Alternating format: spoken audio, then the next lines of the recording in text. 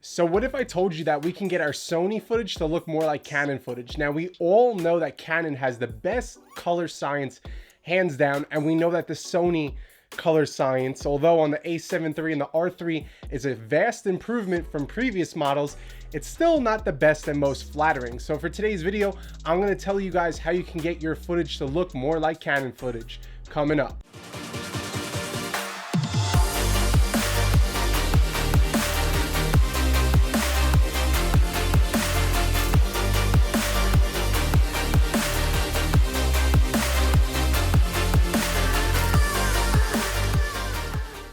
Now for today's video, I'm going to be talking about EOSHD V4 for your Sony A7 III and A7R3 camera.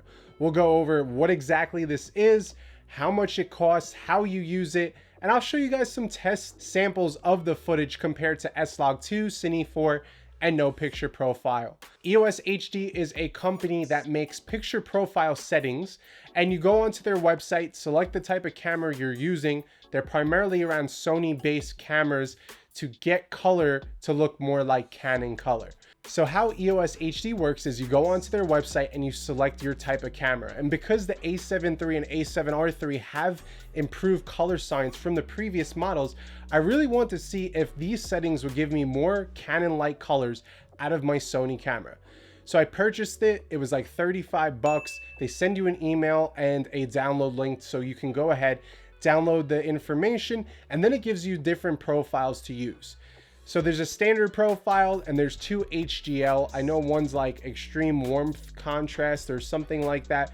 I really don't care about the HDL settings. I just want to see the standard setting and compare it against S-Log2, Cine 4, and no picture profile. Now they are working on a log profile with their settings and I'm really excited for that. I was actually hoping this was included.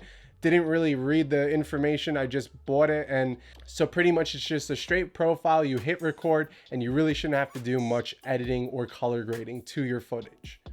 So now all you have to do is go into your picture profile settings. I picked PP1 and I inputted all the information that they said to change, and now we're pretty much supposed to just go out and shoot. So now that I told you guys how EOS HD works, let's go outside and check out how this footage looks compared to no picture profile, S-Log2, and Cine 4, and then I'll come back and talk about my overall impressions.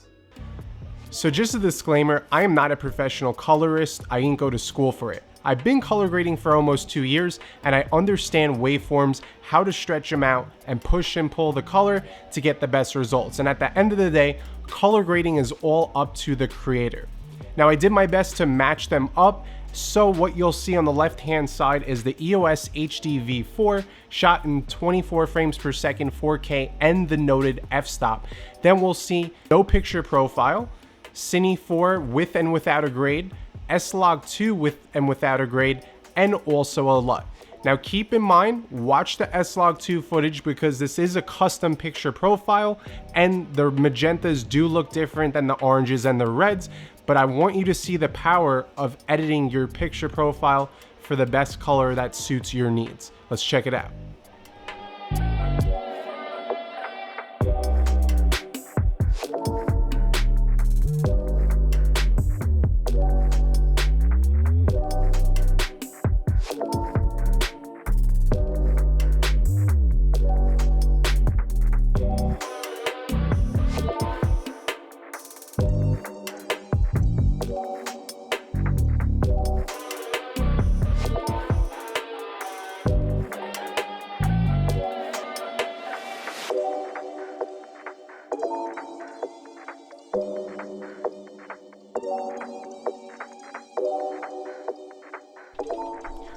All right, so I'm gonna stop the video right there because I want to talk to you guys real quick. So while I'm editing right here on today's video, I'm starting to realize more about it's not really the picture profile that you use. Now, I personally love S-Log2 and I do use Henbu's settings. Now, if you guys don't know who Henbu is, he's an amazing videographer. I'll link his YouTube channel below. So I went in and typed in his picture profile settings for his S-Log2, and as you guys could tell, the reds appear more magenta, but once you add a corrective LUT, especially his LUTs, it really comes to life.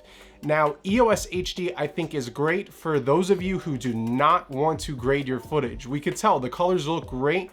I think they're a little saturated, and by looking at the scopes, the blacks do clip a little bit and the highlights do also when shooting, and that could be corrected in post very quickly. However, there is no right or wrong picture profile to use. You have to see which one works best for you. And I think the overall lesson from this video is lighting is key. Now, we know lighting for photos and videos, everyone says shoot at golden hour, before sunrise or sunset, and it makes total sense.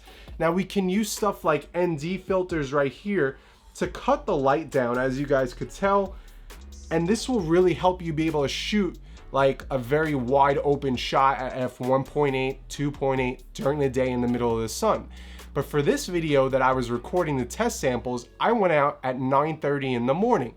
Now, the sun was already pretty high, and that's why the footage doesn't look as cinematic. So you want to make sure, maybe if you have overcast, that's great, or you want to just shoot as the sun's setting, or as it's rising, so you have that soft golden light. Now, there are times where I personally have to shoot in the middle of the day for a client, and that's when you have to practice just finding shadows and telling which way the light is hitting. There's different phone apps that you guys could check out to see where the sun is going to be throughout the day. But I just want to give you guys that information and cut the video right there, because I do like the EOS HD colors. The skin tones I think look really great, and I'm sorry I didn't get any samples except for what I'm recording on right now. This is EOS HD V4. However, even if you're looking at the S-Log2 or the Cine profile, the Cine 4 profile, you can grade it, and I personally like to be able to grade it, because with S-Log2 especially, you could really change the colors up. You can add different LUTs and styles, as I showed you guys in the different testing that I was doing. But notice during the water scene how no matter what I did to the S-Log2 footage, it still looked kind of crappy. That's because the sun was just hitting it and it was washed out. So no matter how I exposed for it properly, it's not going to look that good. So I just wanted to give you guys that information. Sorry about that, cutting the video right there, but let's get back into my final overall opinions on EOS HD, and I hope I was able to help you guys out by giving you this little cut scene onto how I was feeling, because at the end of the day, you're the videographer, you're the creator, and I want you guys to understand the process a little bit more. All right, let's get back into the video. So what did you guys think of the footage? Did you prefer one over the other? Let me know in the comments below. I'm really curious to see your input.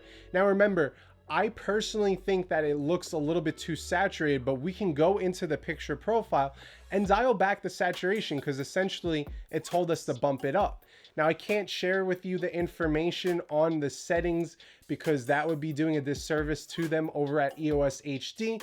But if you guys do like the results of this, or you want to be able to just hit record, chop up your footage, and then be able to upload it right away without having to worry about color grading, I think it's a great feature. Now, I personally love S-Log2 footage. I love how you could really stretch out the waveform and do a lot of different color grading. But this is a cool feature if I want to do a vlog or a YouTube video. I've been using it the entire time. So I think for the 35 bucks or whatever I paid for it, it is worth it. Now in the comments below, let me know if you have used EOS HD in the past on other Sony models, if you have it for the newer Sony models, or if you plan on picking it up. I just want to make a video letting you guys know there are ways of changing your picture profile settings, whether it's EOS HD, or you just go in there and play around with the colors and see what results you can get. Until next time, guys, I'm Jason Anthony. I hope you enjoyed this video. If you did, leave a thumbs up. And until next time, peace.